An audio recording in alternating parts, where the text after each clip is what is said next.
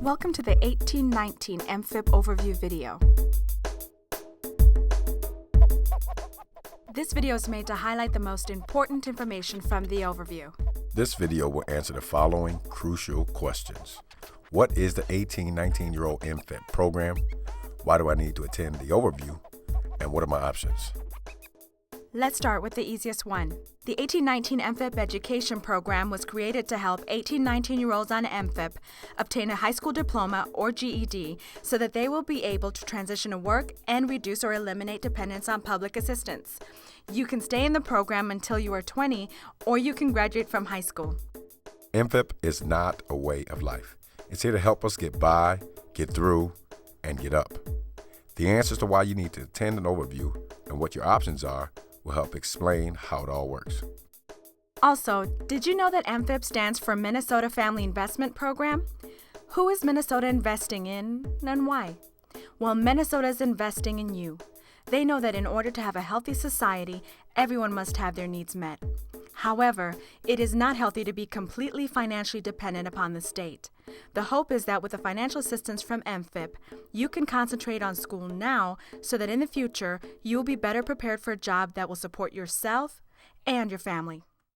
The next question probably has been your first question since you arrived. Why am I here? Or, why do I need to attend an overview? The easy answer is, you have to be at this overview because you're 18 or 19 and you're on Mfip. More than that, you have options. You are here because you need to know those options. A thorough explanation of what your options and rights are is necessary in order for you to make the best choices for yourself and your family. Let's take a look at your options. You can choose the work option or you can choose the school option. Without a doubt, going to school is the best option. And here's why.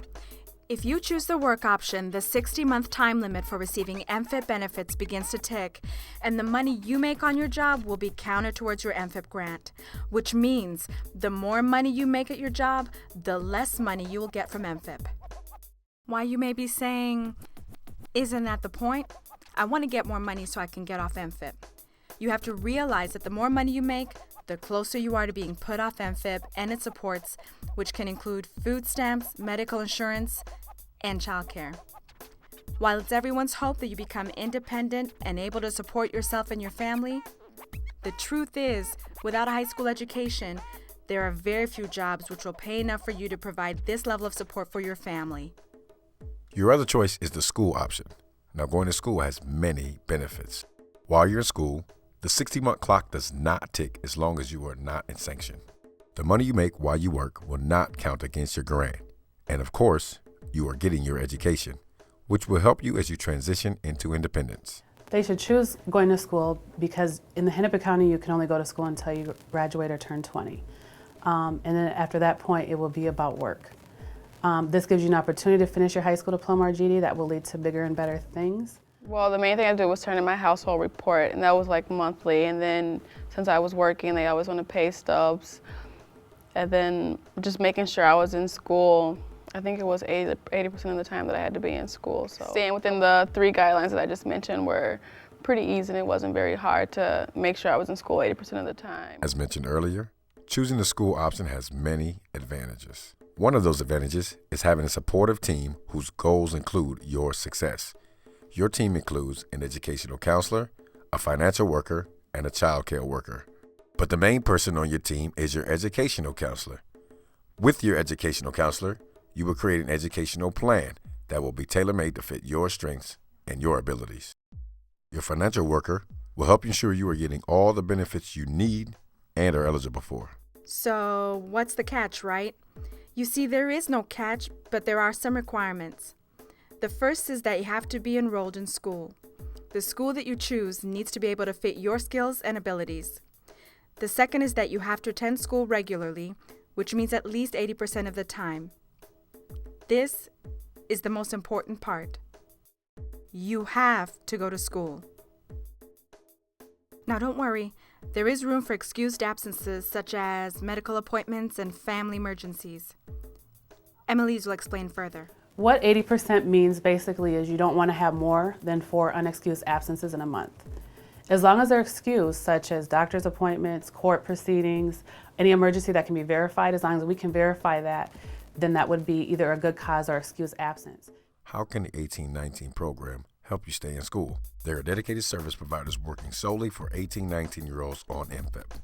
Besides counseling, they can provide you with bus tokens, assistance with childcare, which is important now with new rules limiting the amount of days your child can be absent from childcare in a year, and of course guidance on how to stay out of sanction. Sanction is a decrease in your benefits due to noncompliance.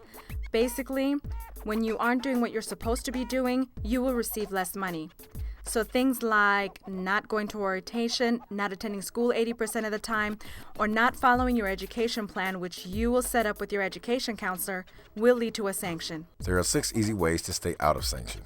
First, attend the overview and write an educational plan with your education counselor. Second, follow the educational plan agreed by you and the counselor.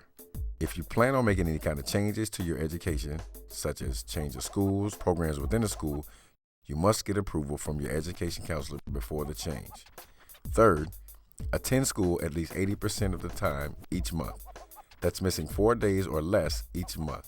Fourth, make sure the school attendance clerks receives and records your excused absences.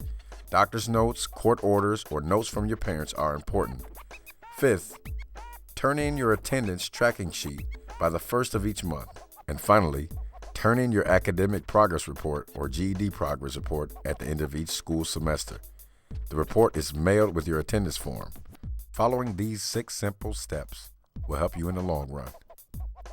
The 1819 Mfip education program is a great program set up to help you succeed while in high school. So plan carefully today. Today's plans are tomorrow's reality.